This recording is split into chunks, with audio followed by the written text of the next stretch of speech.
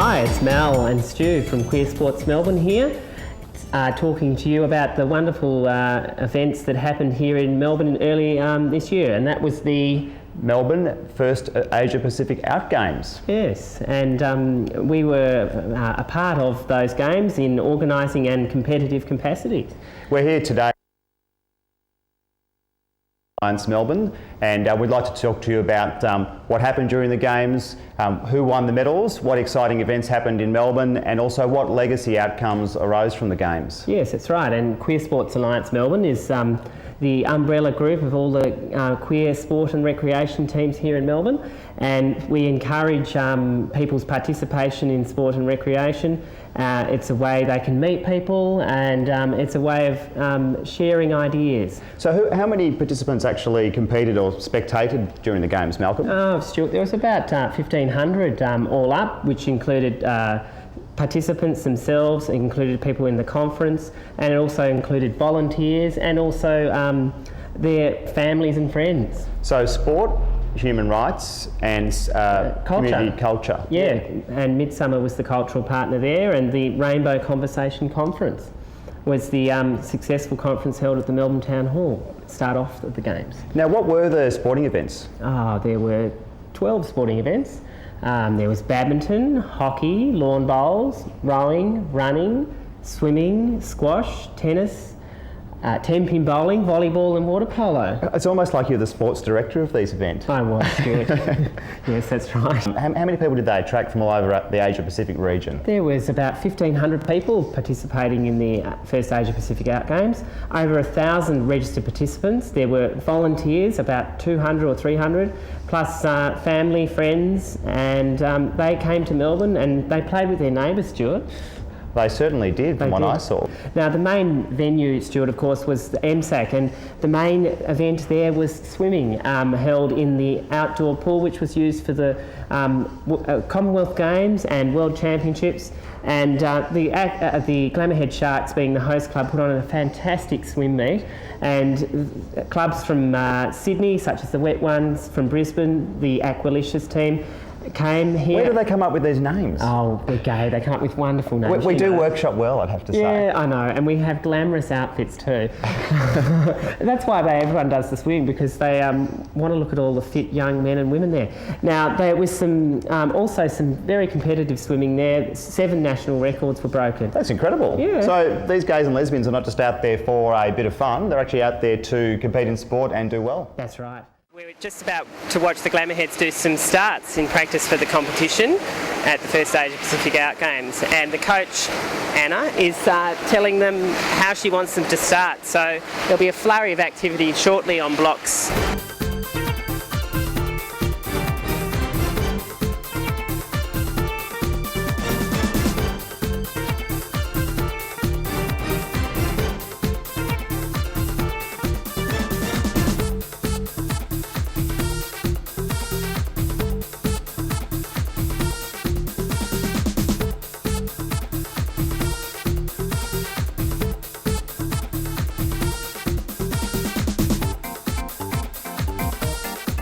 We've got Coach Anna with us. She's the Tuesday night coach, and she's here training the girls and boys at MSAC. Now, Anna, how long have you been a coach of the Glamourheads? Probably 3 years, just coming up to 3 years. Yes? Yeah. You obviously like it? I enjoy it, yes. You enjoy telling us all what to do, right? Yeah, I love that. That's the most important part. I like the push-up sets, the sit-up sets, yeah. They're some of my favourite. The Survivor, as I call it. Just surviving the session is what it should be for these swimmers. That's right, and that's good because that means they've tried their hardest, right? Yeah. Yeah, because if they're puffing and panting after a session, it means that they've done their best. Worked them hard. Okay, and what are your short-term goals for the squad? Well, to get them over this competition, so really to get them fit and just get them to understand really what goes on in competition, to grow the club and get a little bit of exposure as well. Because some of the people from Glamourheads who are going in this competition, the Outgames, they haven't been in a competition before, is that right? No, yeah, well that's it. And so for them it's a bit of experience and it's also a little bit of, I suppose, socialising as well. Yes. But really it's about experience and fitness and just the social aspect.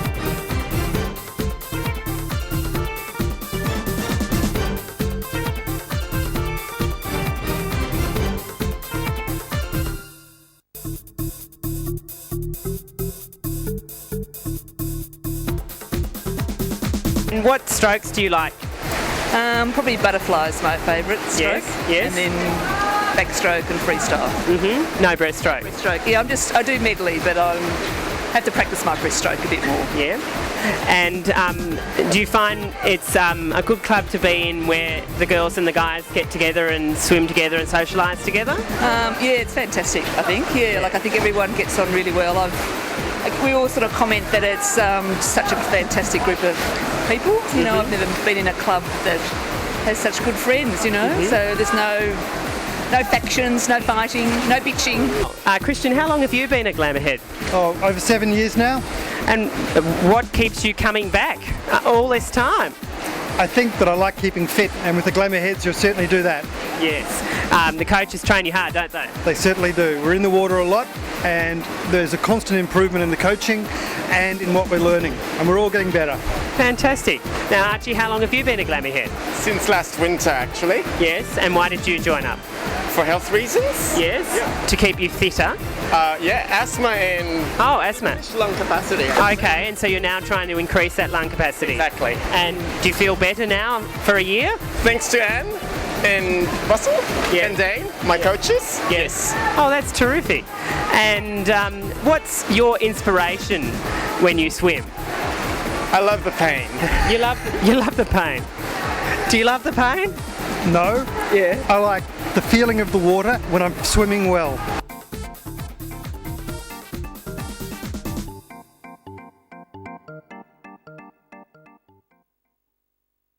I'm quite proud to be here, and I'm happy that we have this gathering of different LGBTI activists in the Asia-Pacific region to stress on the importance of solidarity, of gay and lesbian pride, and of the importance of human dignity. I mean, in the end, it's all about ensuring that we are all able to enjoy our human dignity.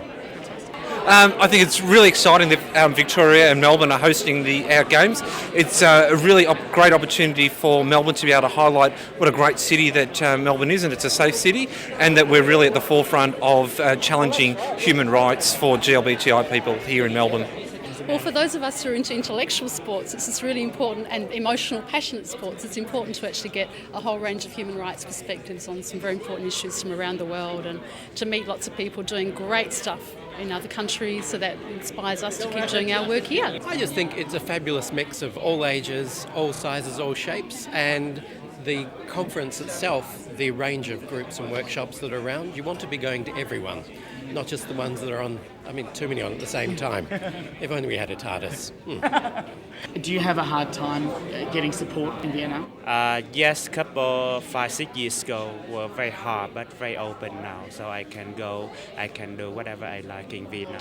I love my job, great job, because I can show my gay community change their behavior, success, HIV prevention, treatment. I'm Greg LaRocque, President of Lisa North America. We're the largest of the continental associations, and I'm here because this is your first Asia Pacific Outgames, and we just had our first North America Outgames. So I'm here to, again, kind of share vicariously in the excitement of our first-time events, and it's exciting. I wish I knew now I wish I knew then what I knew now about your conference so that I could do better than we actually did. We were very pleased, but when I just see the scope, it's like, whoa, they're really good. We really need to learn from what's going on. This is my first time here. I'm just wondering why it's taken me so long to get here, because it's a fabulous city, fabulous climate. I'm from BC, so it's a little okay, but you're not as wet as we are. It's fabulous, fabulous city. I love this city. If I only could afford to live here, I'd be really, really happy.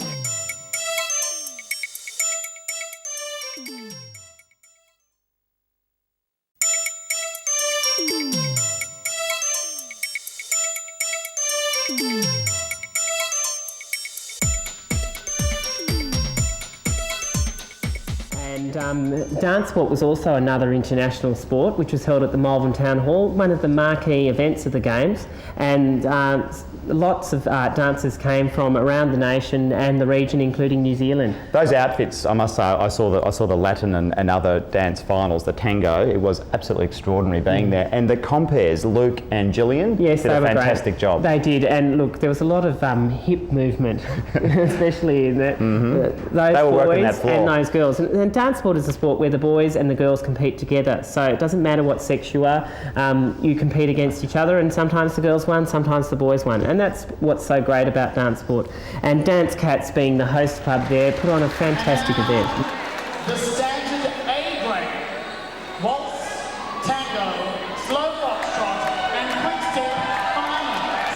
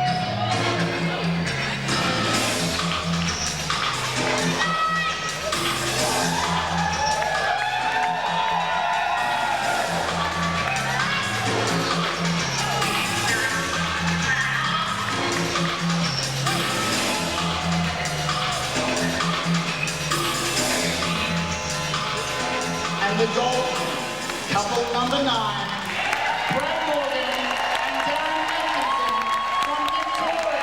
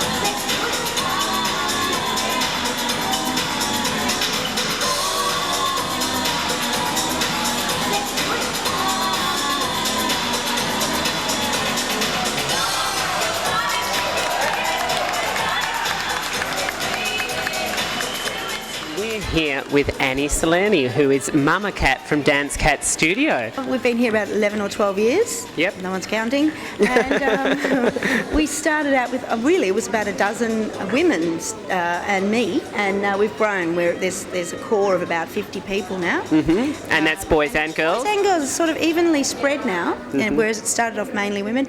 And, what can I say? We started dance sport competition about 10 years ago, and we've been going every year in midsummer since. Yep. And we won a gold medal at the Amsterdam Games. And also, dance sport is one of the 12 sports that's in the first Asia Pacific Outgames, which is being held in Melbourne in 2008, 30 January to 3 February 2008. Tell us a little bit about that, Annie. Okay, well, I'm the dance sport organiser, director, if you like, and there's so far, about 17 couples from Dance Cats competing there. That's fantastic. I know of about 2 or 3 couples from Adelaide, about 6 couples from Sydney, 4 or 5 couples from New Zealand going to attend that, and a panel of about 9 judges that are being appointed. It's going to be huge. Now, water polo, that was another sensational event, and this is one in Australia where there's a great rivalry between the Melbourne club, which is the Melbourne Surge. Yes, and the Sydney Stingers. And for the first time, the Melbourne Surge beat the Sydney Stingers in 7 years. So it was a huge upset, but it was fantastic. It was great for the home team to win. Maybe it was the home ground advantage, I don't know.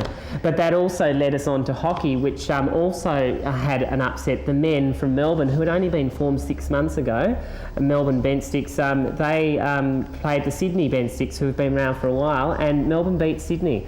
And the women was an all Melbourne affair, with the Melbourne women beating Parkville women, and Parkville women were our host club, and they did a fantastic job.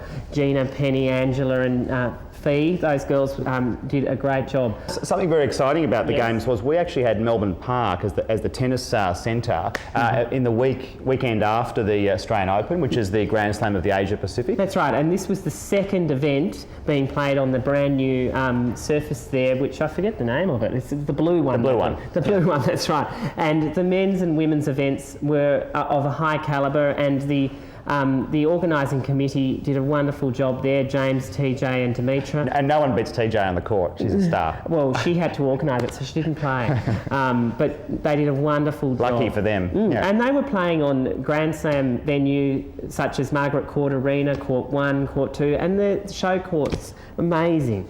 And another amazing event was the rowing, which was held on the Yarra River. That's with the backdrop of Melbourne behind it from the Alexandra Gardens, in front of the sort of iconic boat shed area of Melbourne. Yes, and the Melbourne Argonauts were the host team there, and that was such a wonderfully participative event. You know, just about everyone who was involved got a medal. It was great.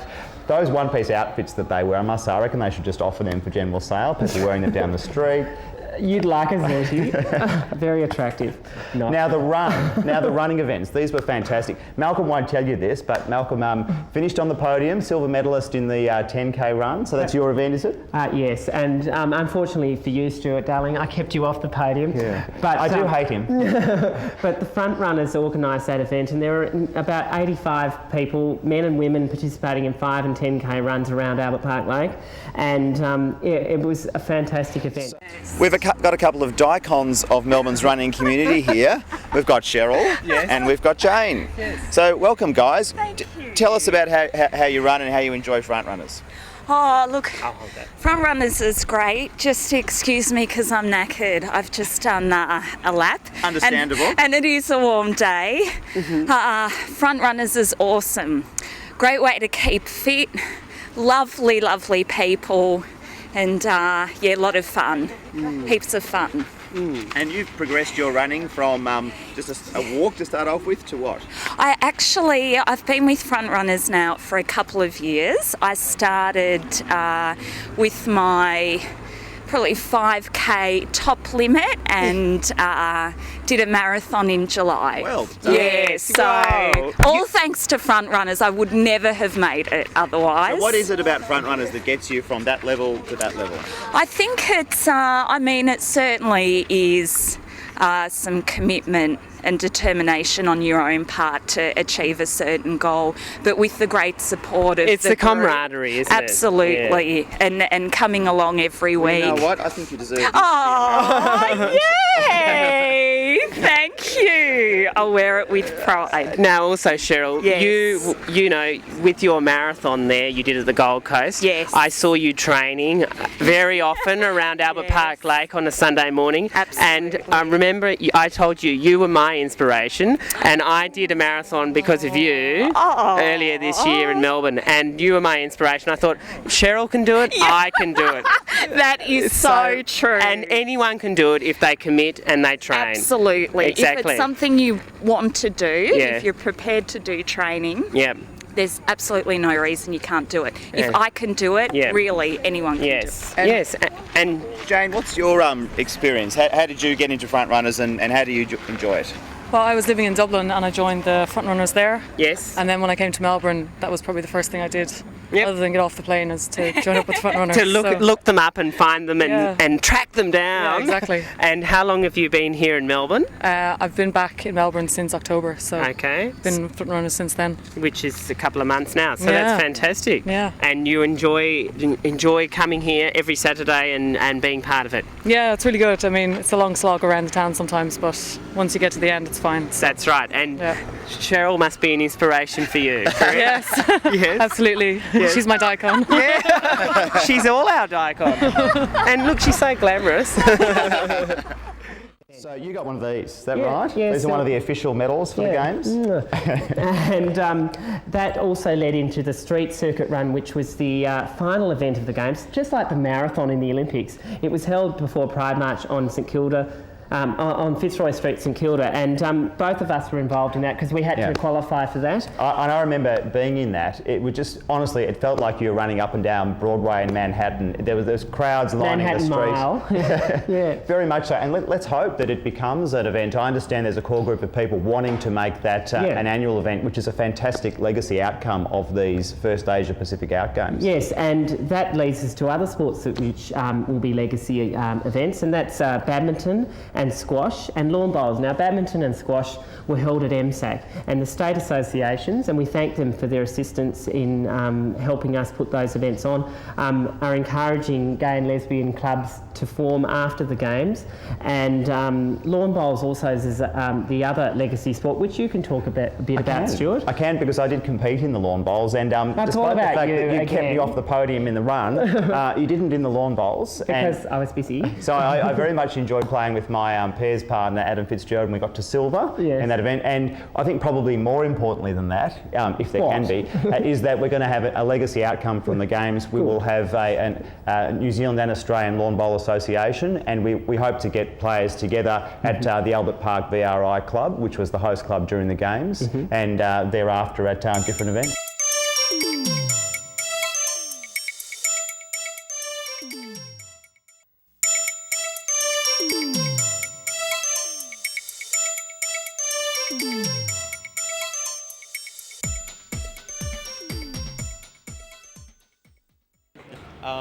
Well, when the conference organising committee got together, one of the things in organising the conference from Australia was that gay and lesbian rights in Australia, and particularly Melbourne, have moved quite a long way. But in the region, there's still a set of fairly basic liberties that aren't the case for a number of countries in Southeast Asia.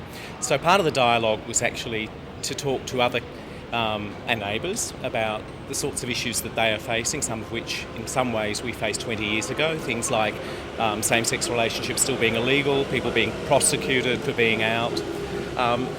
So at that stage it's an exchange of expertise. At the same level it's also people getting together whose experiences of being gay, lesbian, bisexual and transgender are radically different from those different regions. And of course it's just a real opportunity for people to get to know each other, for networking, for whatever assistance we can give to our neighbours and whatever we can learn from them. Everyone has different problems within their own societies, and I think this is a great chance for everyone to come along and view their points or what's actually happening within their own countries and within their own societies. You know, sometimes in certain areas, certain issues aren't told, and this is the perfect opportunity that it can be told. And do you think this is an opportunity for, members of Out Black and Indigenous Australians that might not normally be a part of gay and lesbian events and type of thing? Is this a good opportunity for them? It is, because it's all about being out and about and being proud of who you are. And this is a great focus for our people and community to come out and be part of something that is very structured, and we can take that as being part of the family, because that's one word that we don't use often, family and community, and we are part of this family, and we'd like to be seen as part of the community and family. No matter what, you have to be proud and take pride in being who you are, and just enjoy yourself, because that's what it's all about. Enjoyment and pleasure and meeting a hell of a lot of people and just playing with your neighbours. Thank you. Good. Now, this all leads us into the next games, which will be the second World Out Games at Montreal. And, sorry, not Montreal, that's where we went for the first one. Kopenhagen 2009. And QSAM, in its role as the umbrella group for all the sporting clubs here in Melbourne, will assist clubs in getting there through uniforms, hotel accommodation information, and also travel information, flights and things like that. So QSAM will help you out there. The Melbourne clubs did so well. I mean, we're well on the way, aren't we, to having really good teams competing, and hopefully Sydney, Adelaide, Perth, all the other cities having great teams compete in the Copenhagen next World Out Games. Yes. So that'll be great, and you'll see more action about sport in Melbourne and recreation, because it's not just sport, it's recreation, such as Motor Friends, here on Bent TV with Queer Sports with you and me and other guest hosts, because we'll get out and about and come and visit you at your sport. And you can catch all that action at www.benttv.org.au. Yep. And we'll see you next time on Queer Sports. Mal and Stu. Bye. See you.